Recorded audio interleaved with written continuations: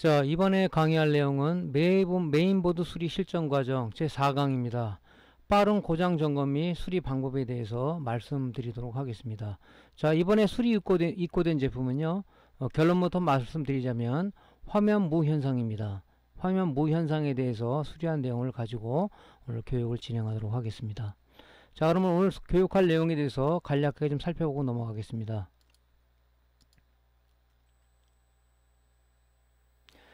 자, 우리가 수리를 의뢰하는 제품은 두 가지의 형태가 있습니다. 하나는 뭐냐면 데스크탑 PC 케이스 전체를 갖고 오시는 분이 있고, 컴퓨터를 조금 아시는 분은 메인보드만을 떼어가지고 갖고 오시는 분이 있습니다. 그래서 이번 수리건은 컴퓨터 가게에서 온 메인보드로서 메인보드만 갖고 온 그런 그 사례에 대해서 말씀을 드리겠습니다. 자, 우리가 수리하기 전에 먼저 항상 1차 고장 유형 분석을 하라고 그랬죠. 그래서 고장 유형 분석하기 전에 메인보드의 대표적인 고장 증상은 무엇이 있느냐, 이것은 제가 여러 번 언급을 했습니다. 다시 한번 우리가 리뷰 차원에서 한번 살펴보고요. 그 다음에 수리 의뢰된 제품에 대해서 우리가 1차 고장 유형 분석을 해야 됩니다. 이게 어느 쪽의 불량인가, 그죠? 그래서 이런 부분을 우리가 1차는 제너럴하게 분석을 해야 되는 거죠. 자, 이 1차 고장 유형 분석을 하려 그러면은 여러분들한테 누누이 말씀드리지만은 뭐 모니터 수리든 노트북 수리든 뭐 데스크탑 PC 수리든 아니면은 뭐 TV 수리든 기본적인 이론을 모르고서는 우리가 이 수리를 할 수가 없다. 그래서 간혹 유튜브 강좌를 통해서 강의를 들으시는 분께서는 무슨 내용인지 잘 모르겠다 하시는 분은 우리가 이미 그 유튜브 내 컴퓨터 채널에 올려진 그 기본적인 이론에 대한 강좌를 안 들었기 때문에 그런 말씀을 하시는 걸로 제가 판단을 합니다. 그래서 우리가 이런 수리를 하기 위해서는 기본적인 이론을 좀 알아야 되겠죠. 그래서 항상 제가 이제 강의할 때는 뭐 수리했다 이거보다는 이걸 수리하기 위해서 여러 이론을 알아야 된다는 얘기를 가미해 가면서 제가 말씀을 드리고 있는 거죠. 자, 그래서 그런 부분을 알아야 이 유형 분석도 할 수가 있다, 그런 얘기죠. 자, 그 다음에 우리가 어떤 데스크탑 PC 이 두 가지의 그 수리 의뢰를 한다고 그랬죠. 메인보드만 달랑 갖고 오는 사람과 통째로 갖고 오는 사람, 그죠? 이렇게 있다고 그랬죠. 그 통째로 갖고 오는 사람은 우리가 먼저 뭐부터 테스트를 하냐면은 파워 서플라이 양부 테스트부터 해야 됩니다. 왜냐면은 메인보드가 동작을 하기 위해서는, 그죠? 파워 서플라이로부터 그 어떤 그 정해진 전격적인 전류를 공급해 줘야 되는데, 공급을 못하면 메인보드가 정상이라도, 그죠? 동작을 안 하는 경우가 있죠. 노트북도 마찬가지입니다. 노트북도 예를 들어서 아답터가 정상이지, 배터리가 없다는 가정하에서, 그죠? 아답터로다가 19V 뭐 24V를 공급해 줘야 되는데 뭡니까, 그 아답터가 불량일 경우, 그죠? 동작이 되겠습니까? 안 되죠. 우리 모니터도 마찬가지죠. 그죠? 아답터 타입으로 공급되는 전원 방식에 대해서 아답터가 불량일 경우는 당연히 모니터가 동작이 안 되겠죠. TV도 마찬가지겠죠. 그래서 뭐 아답터로 공급하던 아니면 안에 SMPS에 들어가서 공급하던 그게 불량이면은 아무리 그 메인보드가 정상이라도 동작을 안 한다. 그래서 이 파워 서플라이 양부 테스트부터 우리가 메인보드 수리하기 전에는 반드시 해야 된다는 얘기죠. 그죠? 그리고 또 뭐냐면 이 파워 서플라이, 그 데스크탑의 파워 서플라이 우리가 PSU라고도 부릅니다. PSU. 파워 서플라이 또 유니트에 PSU라고 부르는데, 이 데스크탑 PC에서는 이 파워 서플라이가 그 메인보드의 고장의 원인을 많이 제공하고 있다는 그 얘기를 제가 한 적이 있어요. 왜 그러냐면은, 자, 뻥파워하고 전격파워하고 차이가 뭐라 그랬습니까? 그죠? 뻥파워 전격 차이에 차이가 있습니다. 그죠? 뻥파워를 썼기 때문에, 그죠? 썼기 때문에 이 메인보드가 서서히 불량이 난다. 왜 그러냐면은 뻥파워는 만약에 600W라도 그게 이론상 600W를 낸다는 거지, 실질적으로는 50%밖에 효율을 못 냅니다. 그죠? 그러면 65, 30, 300W밖에 못 나겠죠. 그럴 경우는 예를 들어서 어떤 고성능의 어떤 그 그래픽 카드를 설치를 했다, 문제가 되겠죠. 그래서 전자 소자는 항상 일정한 전류, 일정한 전압을 요구하기 때문에 만약에 어떤 뻥파워를 썼을 때 정상적인 전류를 공급 못 해준다. 그러면 그 어떤 전자 소자들이 서서히 그죠?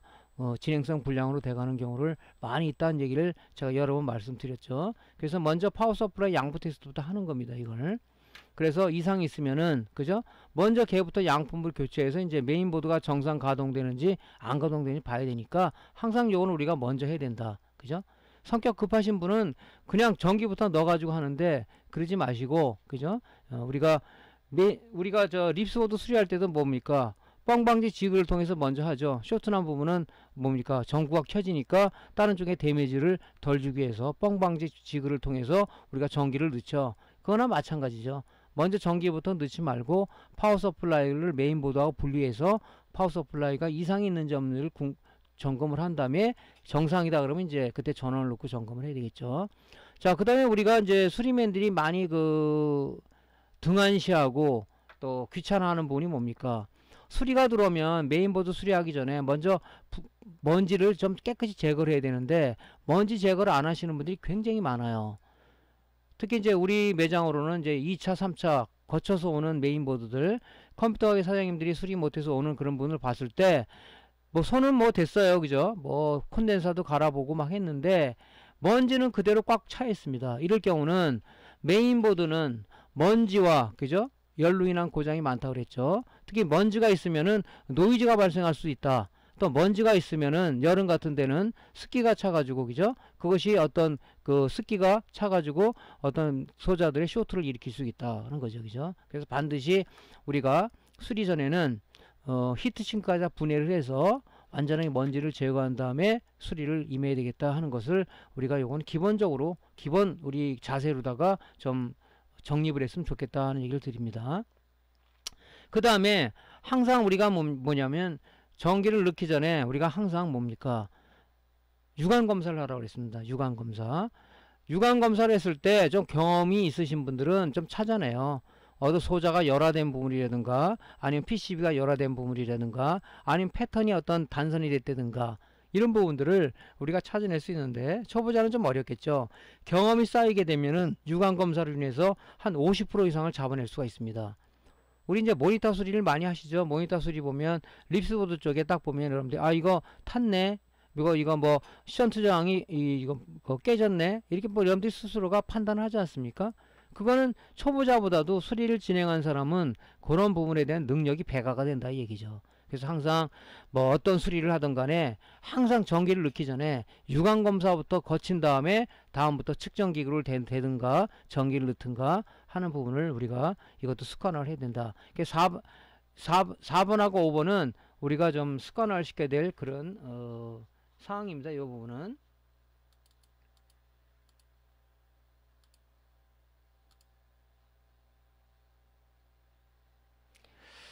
자, 이제 그 다음에 우리가 이제 고장 점검 및 수리 작업을 해야 되겠죠. 그때 이제 2차 고장 분석 및 수리 및 테스트를 진행해서 우리가 완료를 하면 되겠습니다. 자, 수리하기 전에 파워 서플라이 동작 원리라든가 부팅 에러 동작 원리라든가 CPU 전원 공급 회로의 흐름도에 대해서 우리가 좀 이해를 해야 되겠다. 수리하기 위해서는 요 앞전에도 말씀드렸죠. 1차 고장 유형 분석을 하기 위해서는 기본적인 이론을 알아야 되는데 여러분들이 잘 이제 공부 안 하시는 분을 위해서 한번 이런 부분을 다시 한번 제 리뷰하는 측면에서 한번 말씀을 좀 드리겠습니다. 컴퓨터, PC, 데스크탑 PC라든가 모든 뭐 쪽에서 SMPS는 굉장히 기본적인 어떤 뭡니까? 장치입니다. 장치. 그죠? 에너지를 정상적으로 에너지를 공급해줘야 모든 어떤 장치들이 동작을 하죠. 그래서 그 서플라이, 특히 이제 데스크탑 파워 서플라이는 스탠바이 형식을 취하고 있다. TV하고 같은 형식을 취하고 있습니다. 모니터하고는 틀리죠. 모니터는 오토 방식이지만 데스크탑 PC의 파워 서플라이라든가 TV SMPS는 스탠바이 형식을 취하고 있습니다. 그죠? 즉 우리가 220V 전원만 꽂으면은 대기 전압 5V만 나오고 있는 거죠. 어떤 우리가 액션을 취하게 되면 이제 메인 파워가 동작을 해서 정상적인 메인 전압들이 이제 나오기 시작하는 그런 원리를 가지고 있기 때문에 특히 이제 모니터 수리해 본 사람은 TV 쪽 손대면 SMPS가 왜 메인 전압이 안 나옵니까? 220V 꽂아서 왜 5V만 나옵니까? 이런 얘기도 한단 말이죠. 파워 서플라이도 PC용 파워 서플라이도 마찬가지죠. 5V만 나온다 하시는 분이 있어요. 그래서 요 부분은 우리가 반드시 PC를 수리하려 그러면, 아니면은 뭐 다른 TV나 뭘 수리하려 그러면은 이 서플라이 SMPS 동작 원리를 우리가 알고 있어야 된다 하는 얘기죠. 그래서 이 부팅 에러와 이 파워 서플라이 메인 전압이 기동되는 이게 같이 연결되어 있는 부분입니다. 부팅 에러, 우리가 파워 버튼을 눌렀을 때 어떻게 부팅 에러가 동작되느냐, 전원이 어떻게 메인 전압이 기동해서 화면에, 그죠? 화면에 어떤 그 글자들이 출력이 되는가, 이건 요 연결되어 있는 부분이죠.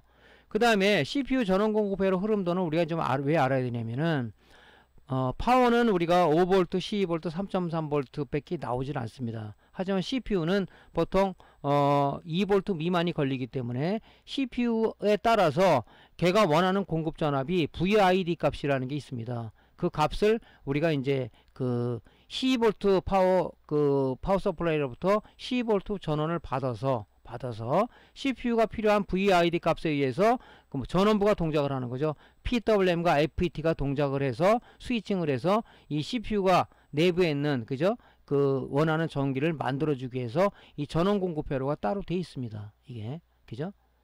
그래서 이런 부분에 대해서 우리가 흐름을 또 알아야 된다 하는 얘기죠. 수리를 위해서는. 자, 그 다음에 이제 뭡니까? 지금 고장 수리 들어온 의뢰된 제품은 화면 무현상이에요. 화면 무현상. 결론부터 말씀드리자면 이 바이오스 회로, 즉 폼웨어가 죽은 겁니다. 그래서 이 바이오스 회로가 중요한 원리가 뭐냐면, 이 바이오스 쪽에 폼웨어가 죽으면은 전자 회로가 동작을 못한다. 자, 우리 지금 모니터 쪽을 좀 예를 들어 볼게요. 모니터 쪽에 AD 보드에 보면은, AD 보드는 뭡니까? 하드웨어 플러스 소프트웨어가 결합된 게 메인보드라고 그랬죠. AD 보드라고 그랬죠. 그 안에는 MCU 안에 폼웨어가 들어있단 말이죠. 폼웨어. 그죠? 폼웨어가 우리가 어떤 액션을 취했을 때 바로 그 폼웨어가 전자회로를 컨트롤하고 있는 거죠. 그죠? 우리 메인보드도 마찬가지입니다. 전원을 먼저 누르면 이 바이오스 안에 들어있는 폼웨어가 기동을 하는데, 거기서 제일 먼저 기동하는 세 가지 루틴이 있는데, 스타트업 처리 루틴이라는 개가 동작을 해서 최종, 그죠? 하드디스크에 있는 부트 매니저를 끌어올려서 운영체제까지 부팅해주는 그 기능을 바로 이 바이오스에 들어있는 스타트업 처리 루틴이라는 그런 그 폼웨어 안에 있는 그 루틴이 해주는 거죠. 그래서 바이오스 회로의 동작 원리는 어떻게 되는가를 다시 한번 짚어보겠습니다. 이 내용들은 우리 메인보드 기본적인 강의에서 다 들어가 있는 내용이지만 모르시는 분을 위해서 다시 한번 상기시키도록 하겠습니다. 자, 메인보드 그러면 이제 이 메인 바이오스 쪽에 문제가 생겼다 그러면 메인보드 바이오스 회로는 어떻게 상세 점검을 할 것이냐, 그죠? 그 다음에 이제 문제가 있다 그러면 폼웨어 업데이트를 해야 되겠죠. 업데이트가 끝났다 그러면 우리가 반드시 정상적인 파워를 결합을 해서 종합 테스트를 해서 이제 문제가 없다 그러면 이제 고객한테 인도를 하면 되겠죠. 요런 이제 그 커리큘럼을 가지고 오늘 강의를 진행해 보도록 하겠습니다. 자, 우리 수리하기 전에 1차 고장 유형을 분석을 해야 돼요. 여러분들이 이제 뭐 모니터 수리가 들어왔던, TV가 수리가 들어왔던, 먼저 고장 유형 분석을 하죠. 고객의 얘기를 귀담아 듣고, 그 다음에 이제 내가 어떤 액션을 취해서, 요건 대충 내가 나름대로 머릿속에 그려진 이론을 가지고 생각했을 때 대충 요건 어느 부분일 것이다 하는 부분을 우리가 알아야 된단 말이죠. 그런데 여러분들 이제 모니터 쪽이나 TV 쪽을 보면 전부 다 메인보드들, 이런 장치들이 조각조각 나눠져 있습니다. 자, TV를 예를 들어 볼게요. 자, SMPS 부분이 따로가 있고요. 그죠? 그 다음에 뭡니까? SMPS 안에는 이제 보통 우리가 그 LED 드라이버, LED 패키지, LED 바를 켜기 위해서 LED 드라이버가 포함되어 있는 게 있고 따로 되어 있는 게 있겠죠. 통합형이 있고 분류형이 있죠. SMPS 파트와 드라이버 보드가 따로 되어 있는 게 있고, 또 하나는 SMPS에 SMPS 파트와 드라이버 보드가 하나로 통합되어 있는 그런 보드가 있고요. 그 다음에 이제 뭐가 있어요? AD 보드가 있겠죠. AD 보드. 그 다음에 뭐가 있어요? AD 보드 다음에 Tcon 보드가 또 따로 떨어져 나와 있죠. 모니터는 패널 보드 안에 Tcon이 같이 붙어 있지만 TV는 Tcon 보드가 따로 되어 있습니다. 그죠? 그 다음에 이제 뭡니까? 패널 보드가 있겠죠. 그 다음에 이제 뭐 전자회로를 컨트롤하기 위해서 우리가 액션을 취하기 위해서 OSD 버튼이 따로 이렇게 구성이 되어 있단 말이죠. 이렇게 따로따로 쪼각쪼각 떨어져 있다 보니까, 그죠? 이렇게 통합이 되어 있을 때 하고 하나로 이렇게 조각조각 나눠져 있을 때 하고 어떤 게 우리가 점검하기가 쉽겠습니까? 요게 점검하기가 쉽겠죠. 그죠? 근데 메인보드는 이런 기능들이 다 안에 한쪽으로 다 들어가 있는 형태를 취하고 있어요. 그래서 통합보드라고 얘기를 하는 겁니다. 또는 메인보드라고 얘기하는 거예요. 또는 마더보드라고 얘기하는 겁니다. 그죠?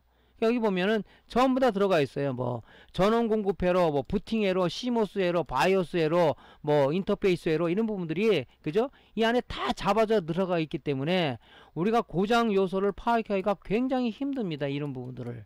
그죠?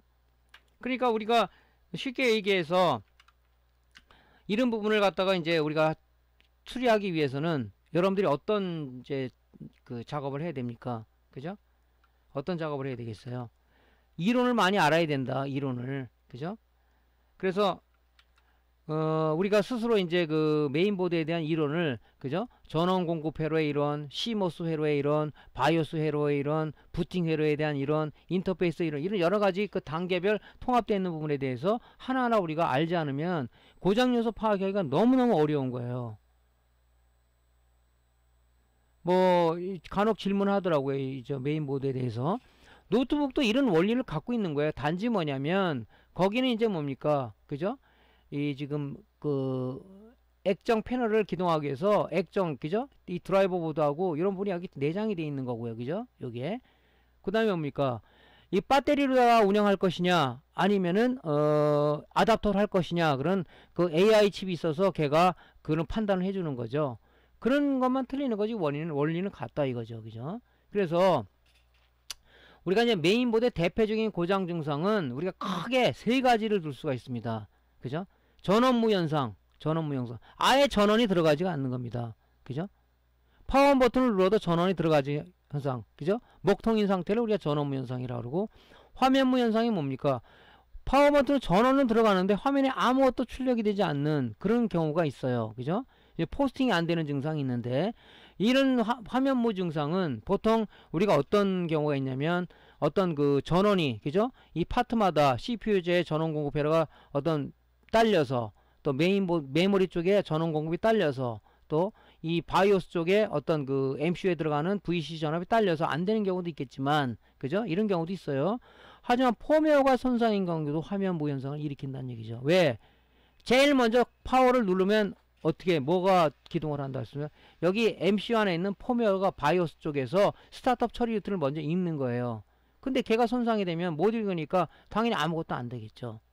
그 다음에 뭡니까? 주변기기 인식불 다 화면 부팅까지 다 돼요. 근데 마우스도 안 움직이고 사운드도 안 되고 랜도 안 되고 뭐 키보드도 안 되는 그런 어떤 그 주변기기 인식불 현상이 있습니다. 이게 대표적으로 우리가 세 가지를 보는데 요 안에 들어가면 이제 여러 가지 증상들이 있겠죠. 전원무는 왜 안 들어? 파워에 어떤 그 문제가 있어서 안 되는 경우도 있고 여러 가지 있겠죠. 그런 부분들 대표적인 고장 증상이 이렇게 있다. 그죠? 이게 그러니까 굉장히 여러 가지 그 회로들이 하나의 복합적으로 돼 있다 보니까 이 고장 요소 찾기가 너무나 어려운 거예요. 그죠? 그 이제 고장 이 세부적으로 들어가면 이 전원부 고장이 있을 거고요. 그죠? 파워 서플라이 보면 이제 5V, 10V, 3.3V, 그 다음에 PG 신호가 들어와서 이걸 이제 메인보드 리셋 신호를 쓰면서 이제 그 작업을 해줘야 되는데 이 파워가 불량일 경우는 PG 신호를 안 준다 그러면은 이 12V, 5V, 3.3 정상적으로 나오더라도 파워에서 내가 이상이 없다는 PG 신호를 메인보드에 줬을 때 메인보드가 종작을 하는 구조를 가지고 있습니다. 그게 바로 이제 리셋 회로인데 이 리셋 회로는 바로 파워 서플라이의 그 PG 신호를 받아갖고 동작을 하는 놈이에요. 근데 이게 파워 서플라이로부터 PG 신호가 안 들어온다. 그죠? 얘가 메인보다 정상이라도 안 된다는 얘기죠. 그 다음에 파워는 정상이라도 이 버스 고장이죠. 이 버스 자체이죠. 이 버스는 뭐 여러 가지 버스가 있죠. 뭐 제어 버스도 있고 데이터 버스도 있고 그죠? 전기를 어떤 공급하는 그런 이제 버스도 있어요. 그렇게 고장일 때도 그렇고. 그 다음에 제일 많은 이제 고장 원인을 차지하는 것이 이제 그 소자 고장이죠. RLC 그 다음에 이제 IC 그죠? 이런 것들이 이제 전자회로는 저항, 코일, 콘덴서로 이루어졌지만 여기에 플러스 능동소자 수동소자 플러스 IC라는 능동소자로 이루어져서 하나의 회로가 가동을 한다. 그래서 이런 부분이 용량 감퇴라든가 단선이라든가 셔틀이라든가 아니면 진행성 불량이 있을 때는 아무리 파워가 정상이라도 메인보드가 정상 동작을 할 수가 없다. 요런 세 가지 내용은 바로 요런 범주 안에 들어갈 수가 있다는 얘기죠. 그죠? 요런 범주 안에. 그죠? 여기에 대한 대표적인 고장의 세부적인 것은 1, 2, 3번 요 사항이 들어갈 수가 있다. 그러니까 우리가 이제 요 기본적인 이론을 알고 요 내용을 가지고 이제 하나하나 점검을 해야 되겠죠. 자, 고장 발생 원인은 우리가 세 가지로 둘 수가 있어요. 인위적인 요인. 인위적인 요인은 뭐 사람이 불량을 내는 거죠.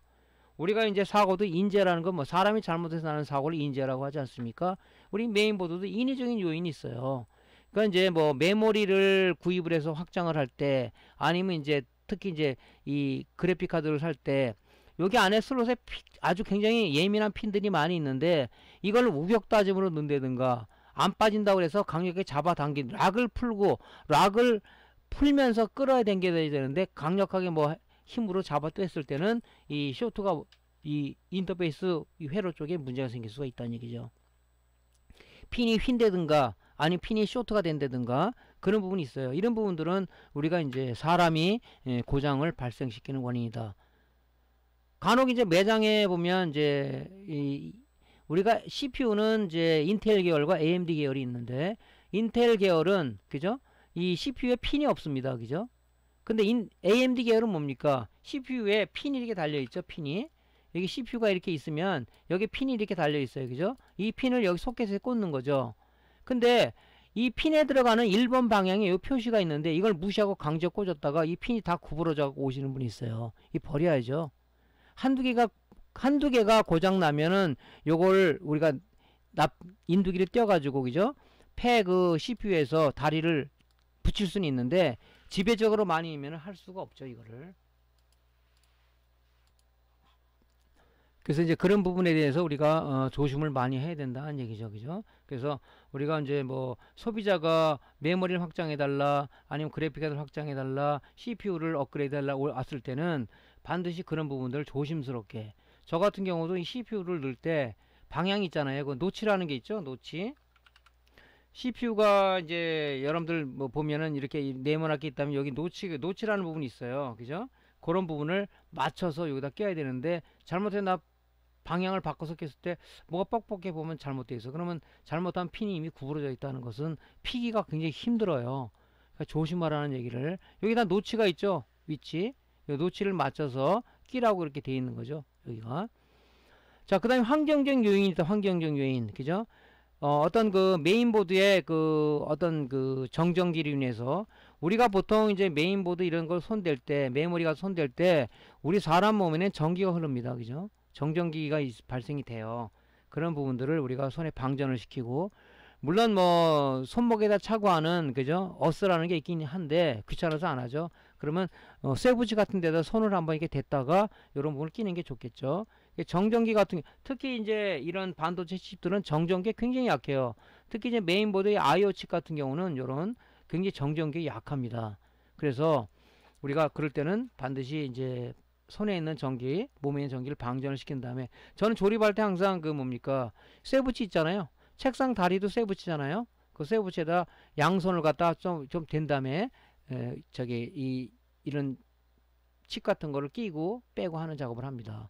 우리 주유소 가봤죠? 요즘 주유소 가보면 뭡니까? 딱 내리자마자 뭡니까? 주유구 열기 전에 뭐를 하라고 돼 있어요? 자, 여기다 손을 갖다 대십시오 그러죠? 그게 바로 이제 몸에 있는 전기를, 내 정전기를 방전을 시키는 작업을 한다. 왜냐면 옛날에 그게 없을 때 기름부터 폭발한 적이 있었죠. 그 다음부터는 주유소 가면, 요즘은 이제 거의 뭐 자가주의죠.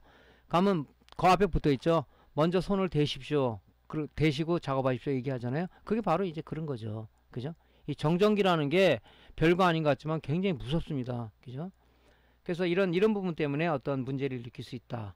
조금 전에 말씀드린 소자 불량, RLC, 그 다음에 IC 품질이 나쁠 경우 문제를 일으킨다. 그죠? 이런 부분이죠. 그래서 이제 고가 보드들은 요런 이제 그 소자들이 굉장히 고가형을 쓰는데 저가형 보드들은 너무 허접한 걸 많이 써요. 우리가 제일 이제 고가 보드, 저가 보드를 딱 봤을 때 이 CPU 전원부 보면 벌써 딱 답이 나옵니다.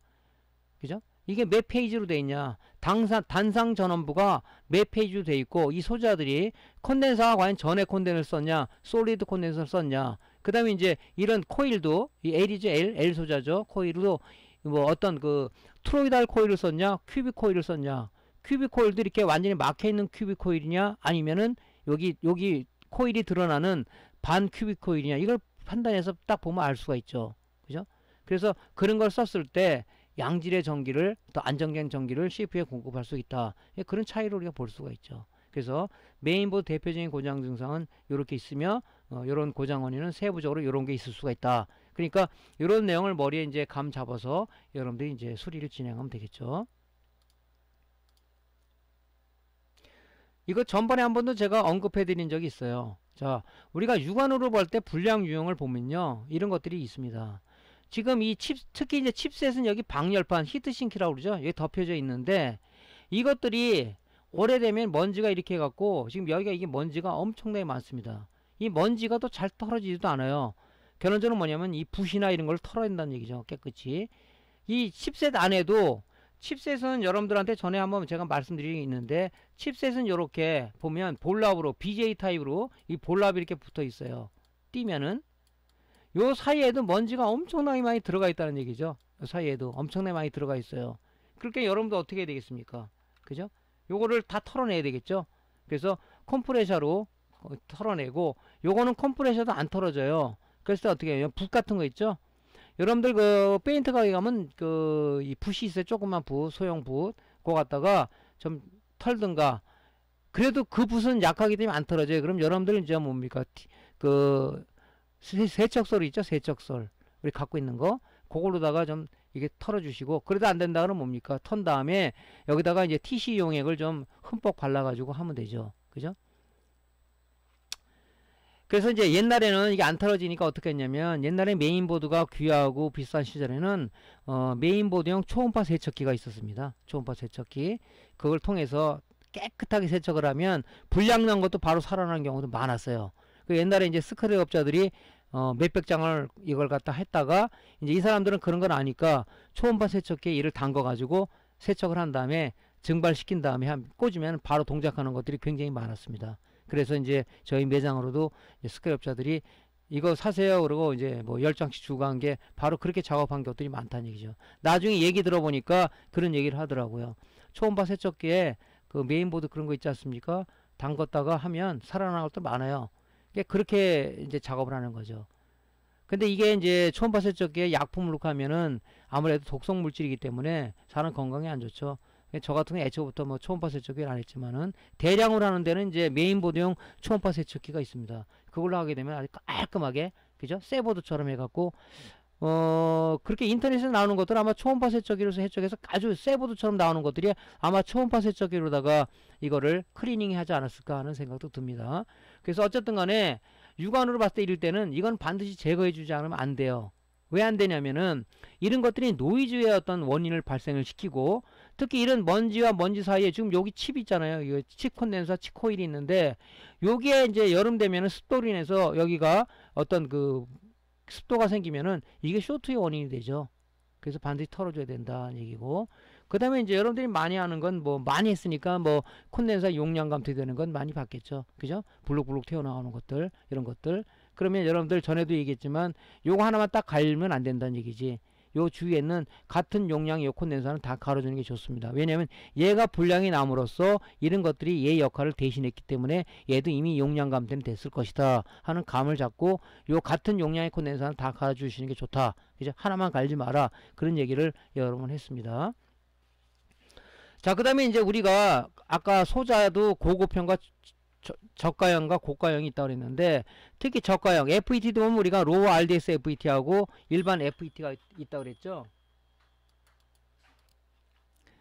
그래서 이제 요런 그 디펙 타입이라고 그러죠. 요거는 이제 내부 저항이 많은 FET예요.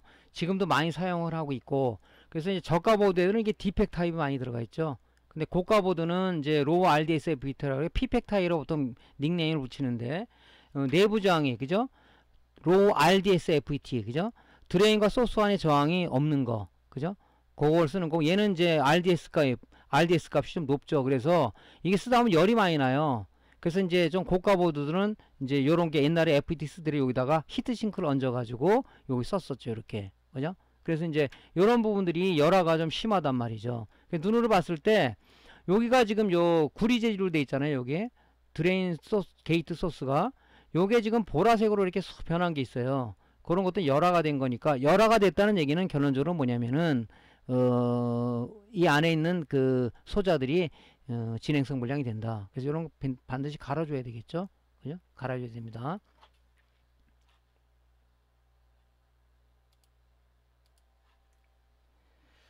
자, 그래서 실제 메인보드를 하나 보면요, 좀 그래도 디펙 타입을 쓰더라도 약간 고가인 보드들은 뭡니까, 이렇게 보완이 좀 많이 돼 있어요.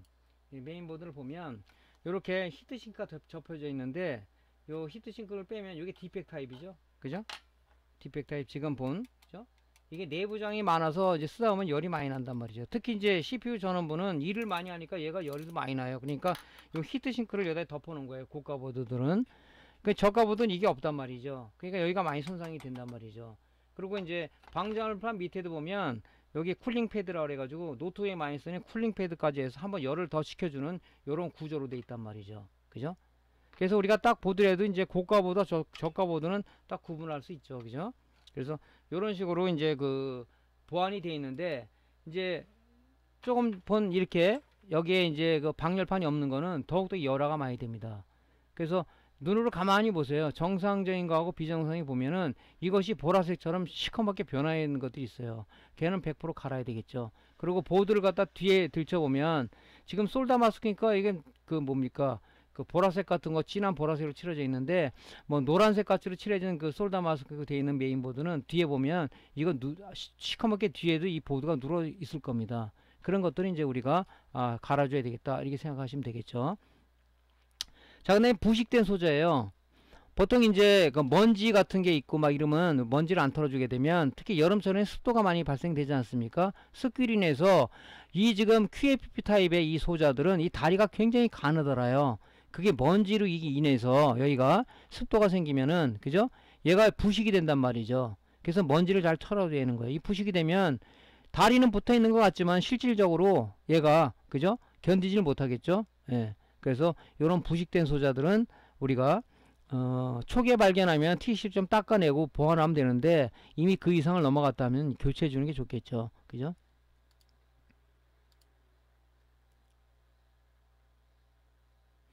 자, 그 다음에 이제 특히 이제 이런 다리가 가느다란 QFP 소자라든가 이런 부분들은 우리가 이제 뭐 수리학에서 뭐 이런 걸 하다가 뭐 드라이버 팁으로 탁 친다든가 그러면 이게 굉장히 힘이 없어갖고 옆에 붙어버립니다. 이렇게. 그죠?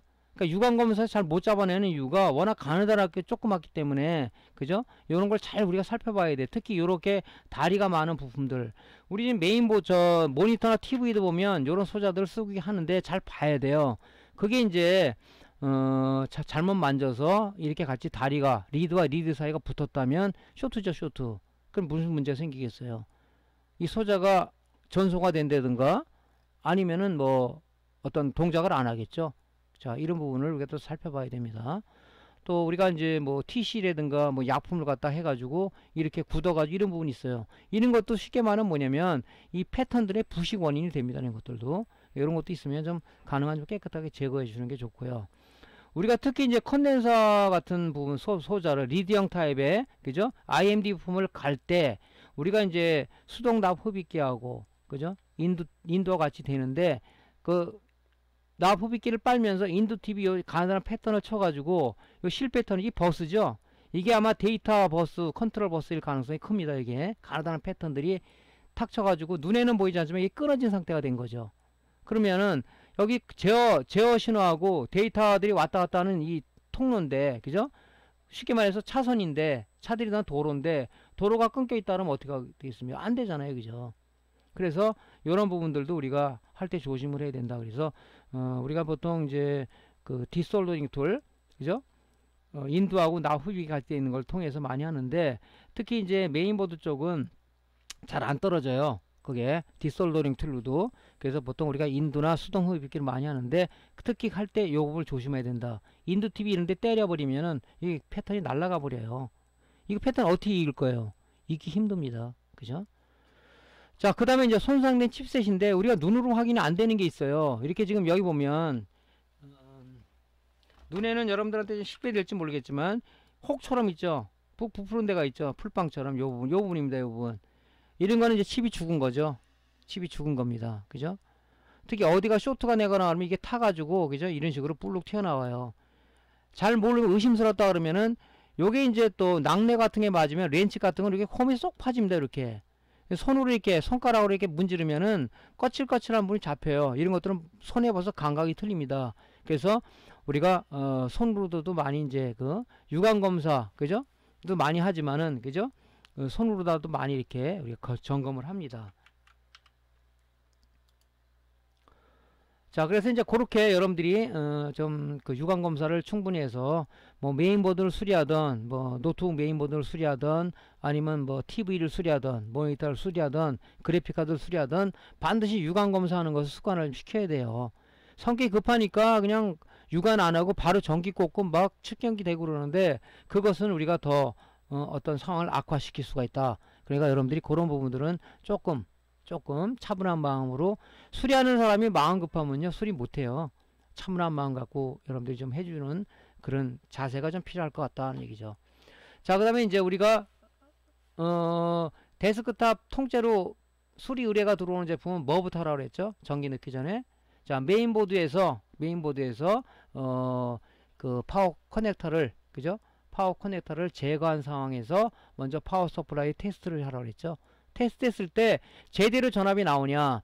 컴퓨터에서 그 파워 서플라이 제일 중요한 게 뭐냐면은 뭐 이런, 그죠? 스탠바이 전압 5V, 그 다음에 5V, 3.3V, 12V, 마이너스 12V. 마이너스 5V는 예전 구형에서 지금 안 씁니다. 12V 나오는데, 이게 제대로 나오지만은 이 PG신호는 뭐라 그랬죠? 나 파워가 이상이 없어 하는 신호를 우리가 메인보드 커넥터를 통해서 우리가 리셋 신호를 쓴다 그랬죠? 리셋해로 해주는 거예요. 전달해 주는 거예요. 근데 이게 파워 구 시그널이 OK 사인이 안 떨어진다. 그죠? OK가 아니다. 그럼 무슨 문제가 생겼어요? 메인보드가 정상이라도 동작이 되지를 않습니다. 이게. 그죠? 그러니까 제일 중요한 것은 이걸 봐야 돼요. 이거를. 그죠? 그래서 이게 제대로 나온다 해서 이거 파워구 시그널 갖다가 에러로 떴는데도 그냥 꽂는 사람이 있긴 한데, 이 파워구 시그널이 너무너무나 중요한 신호다 하는 거죠.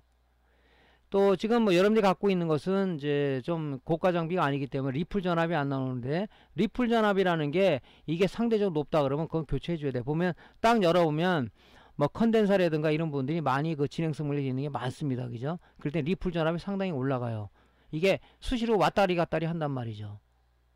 또 여러분들이 이제 뭐 파워 시그널이 OK래도 우리가 주어지는 전압이 5V, 12V, 3.3V인데 이런 것이 계속 출렁거린다. 3V로 갔다 5V로 갔다 2.5V가 막 난다. 그것도 불량인 거죠. 그죠?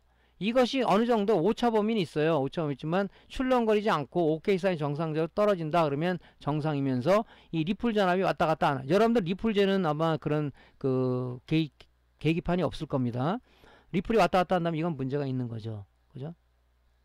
그래서 이 파워 서플라이가 굉장히 중요한 게 뭐냐면, 메인보드가 정상이라도 파워가 문제가 되면은, 그죠? 메인보드 동작이 안 되죠. 또 뭡니까? 또 어떤 경우가 있어요. 그죠? 이 파워가 메인보드에 파워를 결합한 상황에서 우리가 이제 그 테스트를 할 경우는, 그죠? 파워가 불량으로 나오는 경우도 있어요. 왜 그러냐면은 이 파워가 봤을 때 메인보드는 2차 측이라고 판단하는 거죠. 그래서 항상 메인보드 테스트 할 때는 파워 서플라이 테스트 할 때는 메인보드에서 커넥터를 다 제거를 하라는 거죠. 그죠?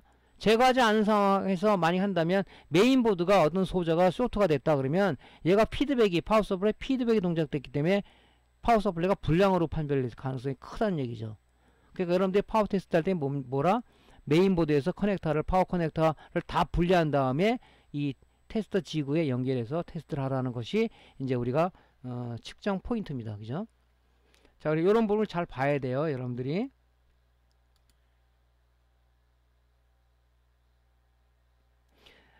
그래서 아까 조금 전에 리플 전압이 나왔죠. 리플 전압이, 여기 리플이 왔다 갔다 한다는 경우가 있어요. 그죠? 고정되지 않고, 이게 큰 10, 20, 30, 40 요거는 괜찮지만 10, 20, 500, 1000, 2000, 3000 왔다 갔다 한다는 얘기는 결론적으로 그냥 불량 파워다 하는 거죠. 불량 파워다.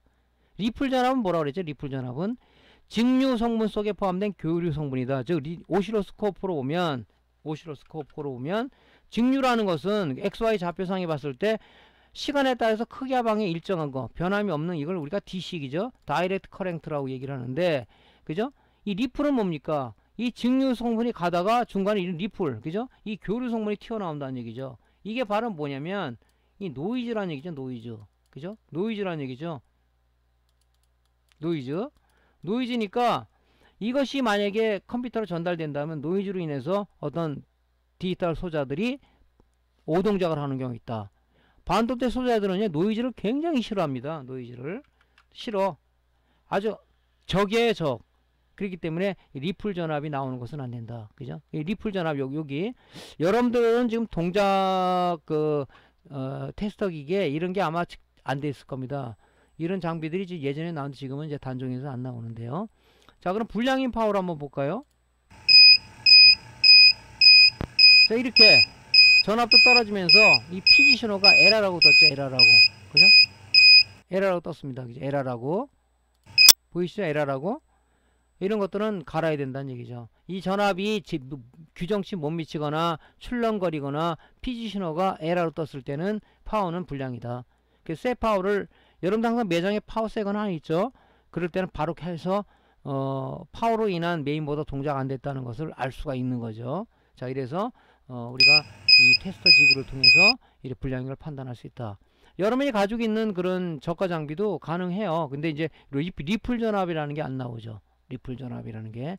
요거 나오면은 이제 뭐 이게 뭐 500, 2000, 4000 막 올라가는 거 뜯어오면은 1차저가 2차저 콘덴서가 여러분들 콘덴서 임신했다고 많이 얘기죠. 배가 볼록 튀어나왔거나 또 멀쩡해더라도 용량 감퇴가, 즉 캐패시턴스 메타로 쟀을 때 용량 감퇴가 된 것들이 엄청 많더라는 거죠. 제 경험치에 보면.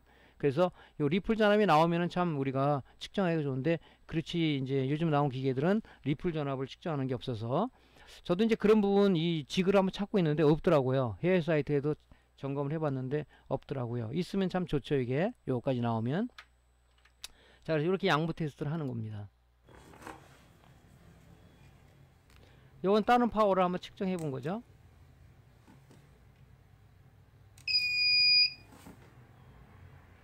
맨 처음 이제 시차를 두고 이제 하이 값으로 올랐다 오케이 사이 떨어져. 참 이 파워는 안정적이죠. 전압 출렁거림도 없고 피니시하고 오케이고 리플 전압도 거의 안정적으로 있고. 이건 파워를 새 거예요. 새 파워를 한번 제가 테스트를 해본 겁니다. 그죠?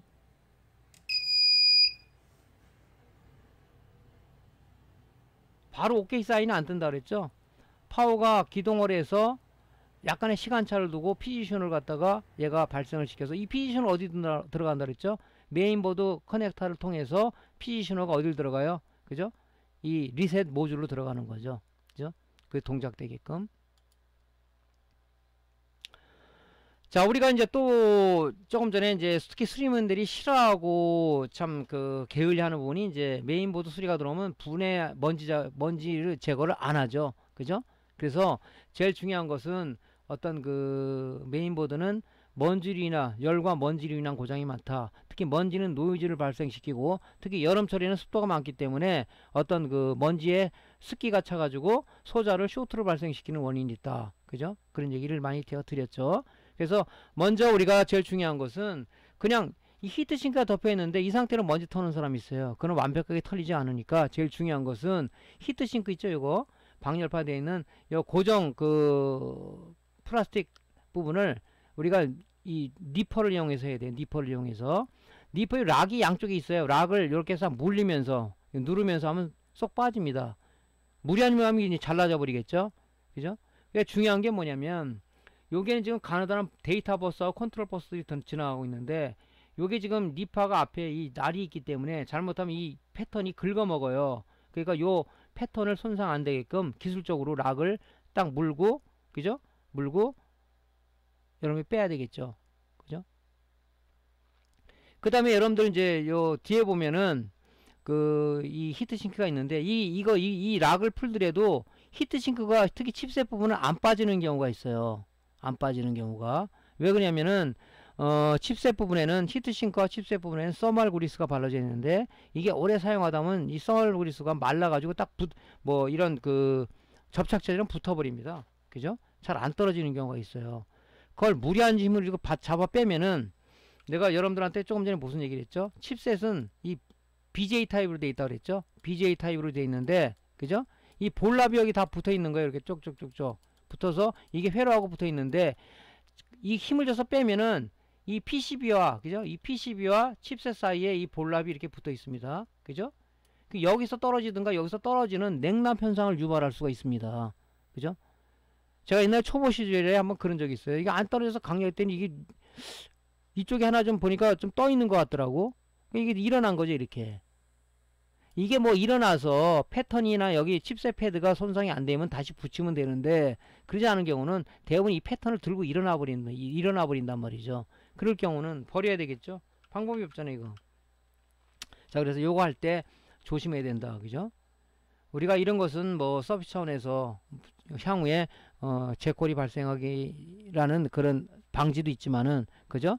어떤 수리를 깔끔하게 하기 위해서 하는 방법도 있으니까 이런 부분들은 우리가 신경 써야 된다는 거죠. 자, 다 히트싱크를 제거를 했다면 이제 뭡니까? 그죠? 이 슬롯 부분하고, 그죠? 이런 소켓 부분하고 이런 걸 깨끗이 털어주고, 특히 이 칩셋 부분, 이 칩셋 부분은 뭡니까?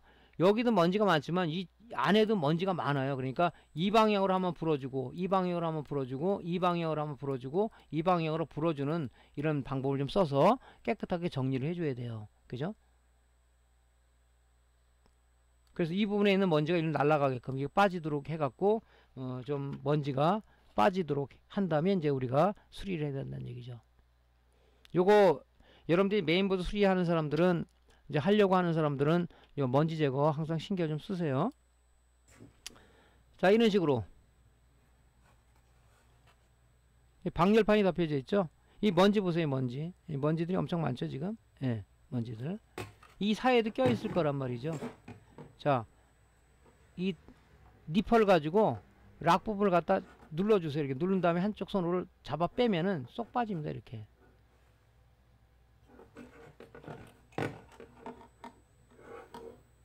여기 회로가 있죠. 회로가 없는 부분은 관계가 없는데, 이렇게 회로들이 옆에 있는 부분은 잘못하면 이게 회로가 손상이 되는 경우가 있어요. 뺍니다. 보세요. 먼지 엄청 많죠? 밑에도. 이것이 불량 요인이 된단 말이죠. 자, 이제 사우스 칩이죠? 사우스 브리지 칩.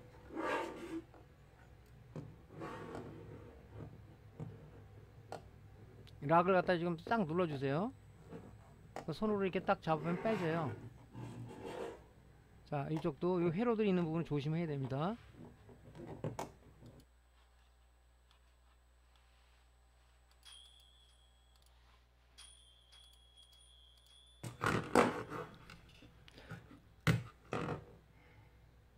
이 안에도 먼지가 좀 많이 껴있죠?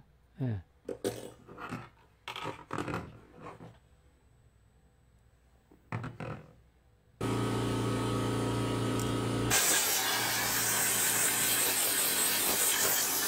자, 슬롯이나 이런 데 좀 깨끗이 해주시고요. 자, 칩셋은 이제 사방으로 좀 불어주세요. 안에 있는 먼지가 좀, 볼락과 볼락 사이에 껴있는 먼지가 좀 나올 수 있거든요.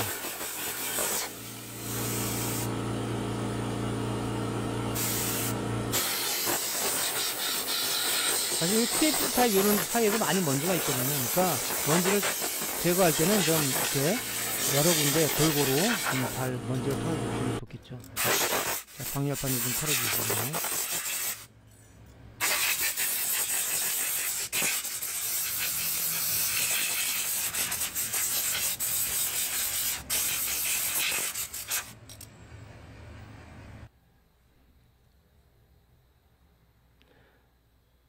자, 이제 테스트 작업을 진행하기 위해서 일단은 방열판을 좀 결합해 주는 게 좋겠죠. 전기를 넣으면은 특히 이제 사우스칩 같은 이런 것들은 열이 엄청나게 올라갑니다. 그죠? 이런 것들은. 그러니까 이 방열판 요거는 안 씌워도 되는데, 테스트 FTM 뭐 측정을 하기 위해서는 안 찍어도 되는데, 특히 뭐 사우스 브리지 같은 경우는 열이 많이 올라가죠. 예. 자, 이런 식으로 이제 우리가 먼지를 깔끔하게 정리를 해주는 거죠. 자, 우리가 이제 수리 의뢰 접수된 메인보드는 이렇게 단독으로 온 거예요. 이게 메인보드가 바이오스타 제품인데, 일단은 전원을 인가하게 되면 화면에 아무것도 안 나타나는, 포스팅이 안 되는 증상. 포스팅이라는 것은 우리가 바이오스가 기동을 해서 스타트업 처리 루틴에 의해서 그런 그 사항들이 안 나오는 거죠. 바이오스가 보여주는 화면이 나와야 되는데 그걸 이제 포스팅이라고 한다. 안 나오는 거죠. 아무도. 이런 화면모 현상을 일으킨 제품이 들어온 겁니다. 그죠? 자, 전원을 이렇게 넣었어요. 아무것도 안 나타나죠. 모니터에. 여러 가지를 의심해 볼 필요는 있어요. 그죠? 전원부 쪽에서 전원이 딸려서 그러는가. 그죠? 뭐 CPU 쪽, 메모리 쪽, 아니면 뭐 이 PCI 쪽, 아니면 MCU의 VCC 쪽, 그런 부분이 있을 거고, 또 하나는 우리가 대표적인 고장 증상에서 여러 가지 상세적으로 말씀드렸죠. MCU에 들어가 있는, 그죠? 어떤 그 VCC 전압이라든가 아니면은 이 펌웨어가 손상이 돼서 그런 게 아닌가. 또 하나는 뭡니까?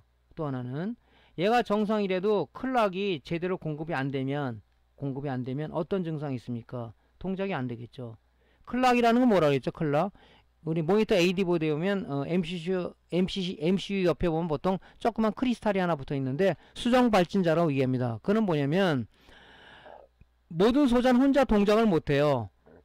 클락에 자기 동작 신호를 실어 동작을 한다. 클락이 죽으면 아무것도 안 되겠죠. 그죠? 그래서 메인보드에 보면요. 메인보드는 이렇게 보면 여기에 14.318MHz의 고정 클락이 있습니다. 고정 클락이 요 클락이 있어요. 이놈이 그죠? 이놈이 이 클럭 제너레이터는 소자가 있는데 14.318의 클락을 받아서 이 클락 제너레이터가 주파수 분할을 해서 CPU가 원하는 거, 사우스 브리지가 원하는 거, PCI가 원하는 거, 메모리가 원하는 작업을 얘가 분할해서 주는 거예요. 그죠? 그러면 요 사우스 브리지는 뭐냐면 사우스 브리지 전용 이 수정 발전기가 따로 있습니다. 32.768kHz의 이 수정 발전기가 별도로 있어요. 얘는 여기 사우스 브리지를 위한 클락입니다. 그죠? 이 클락이 공급해져서 우리가 부팅 회로가 동작이 되는 거죠. 요거는 이제 메인보드 쪽에 부팅 회로가 많이 상세히 설명이 되어 있죠. 그래서 이렇게 구조가 되어 있어요. 그죠? 그래서 여기 있는 클락들이 제대로 동작이 안 된다 그러면 아무리 PG 신호가 들어와서 이 메인보드 커넥터를 타고 파워에서 PG 신호 들어와더라도 리셋 회로가 동작이 돼도 클락 회로가 동작이 안 된다면 그죠? 이 소자들이 클락에 자기 동작 신호를 실어야 되는데 못 실는 거죠. 오케스트라의 주의자가 없는 거죠. 오케스트라의 주의자가 있어야 그죠? 연주가 될 거 아닙니까? 주의자가 죽어버리면 아무것도 안 되잖아요. 그날 연주 공연은 꽝친 거죠. 그죠? 그래서 이런 부분들이 있다 하는 것을 참조적으로 좀 말씀드리고요. 자, 이런 이제 그 고장 제품에 대한 이제 이런 부분이 이제 우리가 점검을 한 겁니다. 자, 그다음에 이제 뭐 했어요? 이제 그 점검을 했더니 이제 1차 유형 분석이 됐으니까 그죠? 화면 무현상이 있어요. 그러면 혹시 이게 이 회로가 그죠? 소자가 열화가 된 게 있나 없나? 또 어떤 패턴이 손상된 게 있나 없냐를 유관 검사를 해야 되겠죠. 그죠? 그래서 소자의 열화라든가 메인보드 열화라든가 아니면 이제 뭐 우리가 특히 이제 이 USB 포트 요런데 소비자가 제일 많이 사용하는 부분에 대해서 이제 VCC 쪽에 5V가 그러죠. 그죠? 얘는 이제 VCC 5V 그라운드 그다음에 데이터 1 데이터 2가 있는데 포트가 4개죠. 단자가 이게 잘못 꽂아서 이 VCC하고 그라운드가 달라붙는 경우가 있어요. 그럼 쇼트죠. 쇼트가 됐다는 얘기는 뭡니까? 견원적으로 파워 서플라이 봤을 때 2차측인데 2차측 쇼트는 어떻게 되죠? 피드백이 동작돼서 메인 전압이 기동 안 될 수가 있다는 얘기죠. 이런 것도 많아요. 그죠? 전원은 전원에 들어가지도 않아. 왜냐면은 얘가 쇼트가 됐다 보니까 그라운드하고 VCC가 붙다 보니까 파워서를 판단해서 1차측이 쇼트가 났다. 야, 펄스 발진 죽여. 끊어라. 그래가지고 메인 전압이 안 나오는 거죠. 이걸 잘 봐야 됩니다. 이런 부분에 대해서 어떤 문제가 쇼트가 된 부분이 있는지 없는지를 잘 봐야 돼. 그러니까 제일 중요한 건 뭐냐면 유관검사는 소비자가 제일 많이 사용하고 만지는 부분에 대해서 집중적으로 체크를 해야 된다. 그죠? 집중적으로. 그러니까 이런 부분들을 여러분들이 잘 봐야 됩니다. 조금 전에 말씀드렸죠? 이런 FET 같은 경우 디펙트 타입의 FET는 내부장이 많기 때문에 열화가 많이 된다 그랬죠? 이런 부분이 보라색 단자로 변한 게 있는지 없는지를 여러분 눈으로 잘 봐야 돼요. 그 다음에 이런 QFP 타입 소자 이런 것들이 리드가 어떻게 쇼트가 된 게 없는지 부식이 된 게 있는지 없는지를 눈으로 잘 봐야 돼요. 그죠? 또 간혹에 점퍼가 꽂아지는 게 있어요. 시모스 클리어 점퍼가 그죠? 노멀로 안 돼 있고 클리어 돼 있으면 안 되겠죠, 당연히. 그죠? 부팅 에러가 동작 안 될 거 아닙니까? 그러니까 이 시모스 점퍼 에러도 점퍼가 노멀로 돼 있는지 클리어 돼 있는지 거기 표시가 이렇게 돼 있죠? 표시가 노멀로 여기 보면 클리어 돼 있는지를 보고 우리가 이 시모스 점퍼도 잘 봐야 된다. 그죠? 자, 이런 부분은 유한 검사를 우리가 이제 필수적으로 해야 된다는 거죠. 자, 이 고장 점검 및 수리 테스트는 우리가 다음 시간에 연장해서 강의를 진행하도록 하겠습니다. 자, 오늘 강의가 도움됐으면 구독, 클릭, 좋아요 눌러주시고요. 다음 강의에 다시 뵙겠습니다. 감사합니다.